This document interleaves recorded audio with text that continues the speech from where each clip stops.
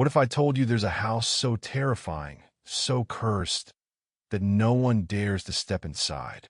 Tonight, we're unraveling the chilling mystery of the haunted house no one dares to enter. But beware, once you hear this story, you might not sleep tonight. Make sure to follow this channel for more spine-tingling tales that will keep you on the edge of your seat. It stood at the edge of town, its crumbling walls cloaked in ivy and shadows. The old Blackwood Manor had been abandoned for decades, its windows like dark, watchful eyes. Everyone in the small town whispered about it, but no one dared to go near it. They said strange sounds came from inside at night, soft whispers, footsteps, and sometimes even screams.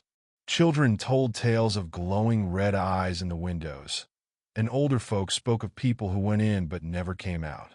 The house was more than haunted. It was a forbidden place, a tomb of secrets. For as long as anyone could remember, no one had set foot inside.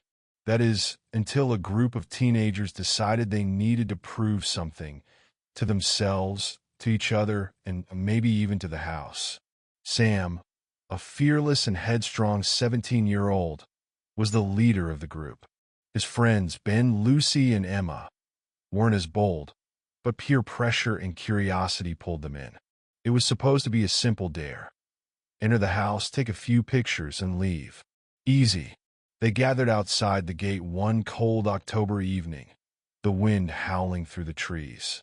Sam pushed the gate open with a groan, the rusty hinges sounding like a warning. "You scared already?" Sam teased, looking back at the others. Lucy crossed her arms. "I'm not scared, just cautious." Ben laughed nervously.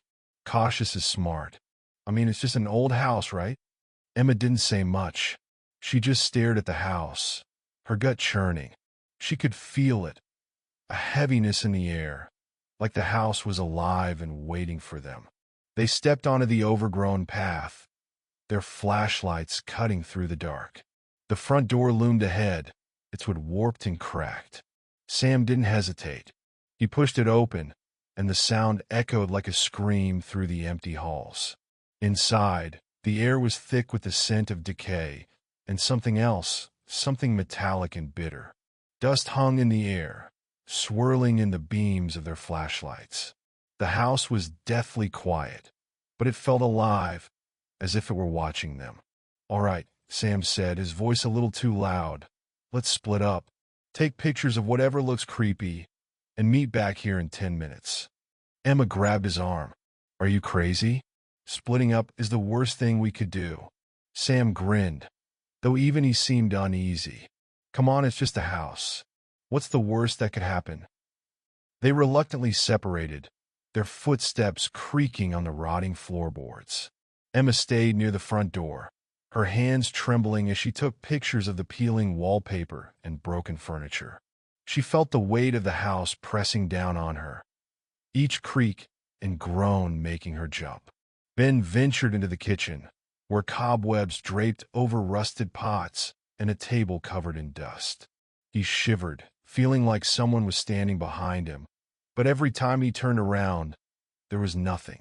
Lucy found herself in a bedroom upstairs. The air was colder here, and the shadows seemed to move when she wasn't looking. On the dresser, she saw an old, cracked mirror. Her reflection stared back at her, but something was wrong. Her reflection didn't move when she did. Sam was in the basement. It was damp and dark, the walls covered in strange markings he couldn't decipher.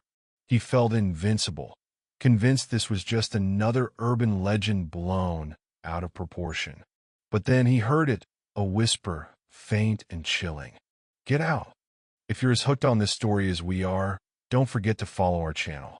The mysteries of Blackwood Manor are just beginning to unfold, and you won't want to miss what happens next.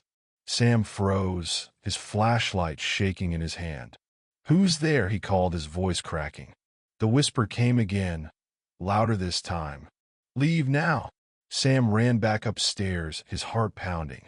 He nearly collided with Emma, who was pacing near the front door. "Something's not right," Emma said, her voice trembling. Ben and Lucy appeared moments later, both pale and wide-eyed. Ben stammered about feeling watched, while Lucy described the mirror that didn't reflect her movements. "We need to go," Emma said firmly. Sam hesitated. "But we haven't." A loud crash interrupted him. It came from upstairs, followed by heavy footsteps. "Run!" Emma screamed. They bolted for the door, their flashlights swinging wildly. The house seemed to come alive around them. The walls groaned, the floorboards creaked, and a deep, guttural growl echoed through the halls. They burst outside, gasping for air, and didn't stop running until they were far from the house. They collapsed on the grass, their hearts racing. "What was that?" Ben panted. "I don't know," Sam admitted, his bravado gone. Lucy looked back at the house. "Whatever it is, it doesn't want us there." But the story didn't end there. Over the following days, strange things began to happen. Sam's flashlight, which he'd dropped in the basement, showed up on his bed. Ben heard whispers in his room at night. Lucy's reflection in mirrors seemed to flicker. And Emma dreamed of the house, its dark halls calling her back. The house hadn't just scared them. It had marked them. Some places are better left alone. The Blackwood Manor wasn't just haunted. It was hungry. If you found this story as chilling as we did, make sure to follow this channel for more terrifying tales. The next time you see an abandoned house, think twice before stepping inside.